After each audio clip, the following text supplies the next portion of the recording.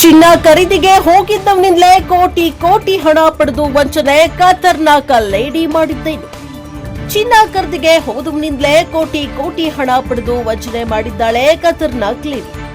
ಚಿನ್ನ ಖರೀದಿಗೆ ಹೋಗಿದ್ದವರಿಂದ ಕೋಟಿ ಕೋಟಿ ಹಣ ಪಡೆದು ಚಿನ್ನವನ್ನು ಕೊಡದೆ ಹಣವು ಹಿಂದಿರುಗಿಸದೆ ಎಂಪಿ ಚಿನ್ನದ ಮಳಿಗೆಯ ಮಾಲೀಕ ಇಂದರ್ ಚಂದ ಮಹಿಳೆಯ ಜೊತೆ ಸೇರಿ ಹಣ ಲಪಟಾಯಿಸಿರೋ ಘಟನೆ ಎಚ್ಎಸ್ಆರ್ ಲೇಔಟ್ನಲ್ಲಿ ನಡೆದಿದೆ.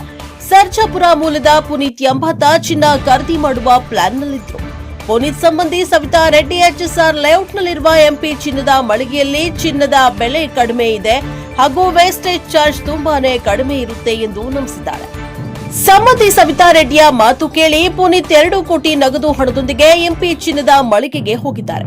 90 ಲಕ್ಷ ರೂಪಾಯಿನ 2 ಕಾಟನ್ ಬಾಕ್ಸ್ ಹಾಗೂ 20 ಲಕ್ಷ ರೂಪಾಯಿಯ 1 ಬ್ಯಾಗ್ ಇಸ್ಕೊಂಡು ಅರ್ಧ ಗಂಟೆ ಹೊರಗಡೆ ಇರಿ, ನಿಮ್ಮ ದುಡ್ಡು ಸರಿ ಇದೆ ಎಂದು ನಂಬಿಸಿ ಒಳಗಡೆ ಹೋದವರೇ ಮರಳಿ ಬರಲಿಲ್ಲ.